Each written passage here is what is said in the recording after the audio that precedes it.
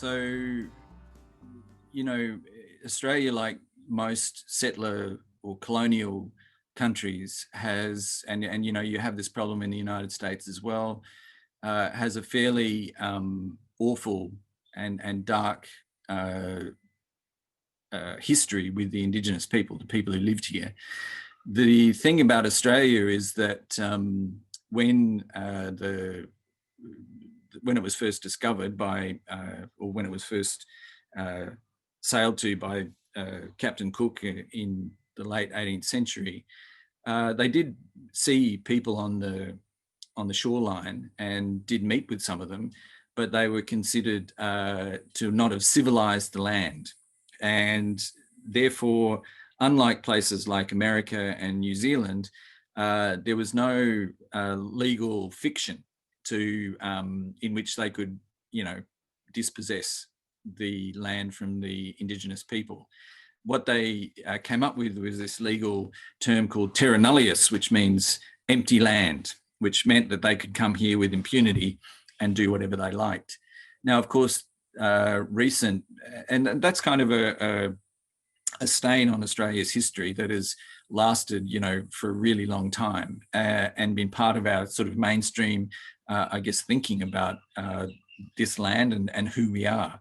We consider ourselves a really young country. You know, we've only been settled since the late 1788. However, this land, both geographically and in terms of human settlement, has been, they sort of estimate that Indigenous people have been on this continent for somewhere around 60,000 years. And Indigenous people in Australia make the claim that they are and the rightful claim that they're the oldest continuing culture in the world.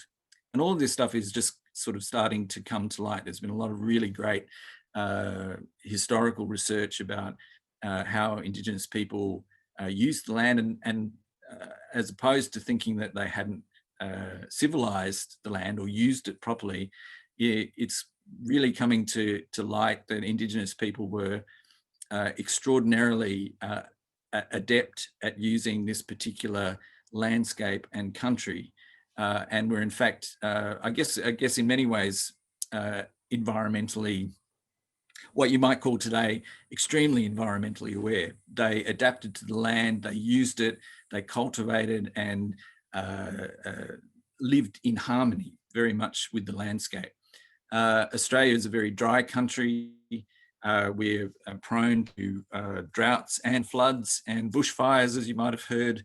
And Indigenous people were very aware of this, and that formed a real part of their culture, which is, you know, there was the impression when that Indigenous people didn't have a culture, that they were kind of wild and nomadic, but in fact they had a very deep and deep culture that was very complex and deeply civilized. And we're just kind of starting to come to terms with that, with much resistance, as I'm sure there is in many parts of the world. We're starting to come to terms with that. In the last, and now Indigenous people through the history, they're only really recognised as being capable of voting, as being human beings into the late 60s, 1960s. This was done. Indigenous people, of course, have been talking. I'm not Indigenous, so, you know, I'm very much speaking from a white perspective, but Indigenous people have been fighting for recognition of their humanity, of their culture, of being, you know, allowed to make some claims on the land in which, you know, they have a right to.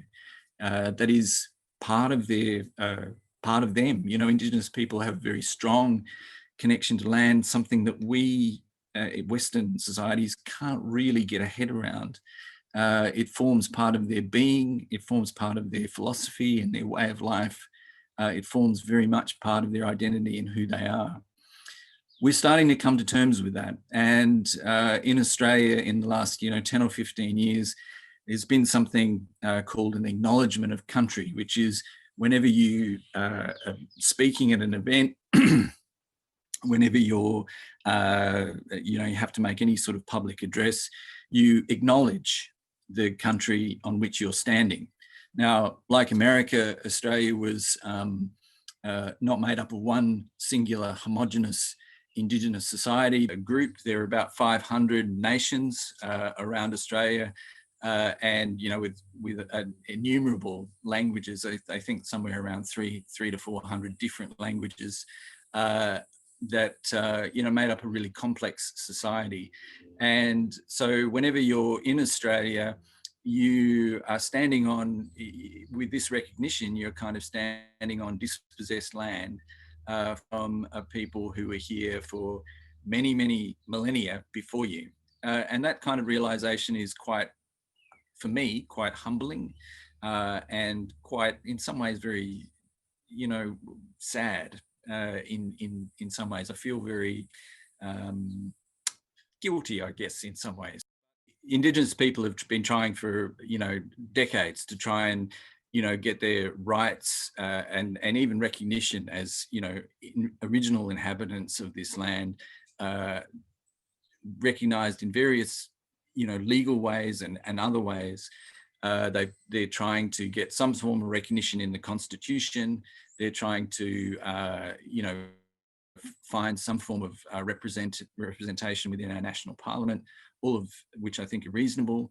There was a big call in the 80s and 90s to have an actual treaty, which is something that somewhere like New Zealand has, but there's none of that has gone forward. So there have been small but significant advances on Indigenous rights to the land in Australia. But the most recent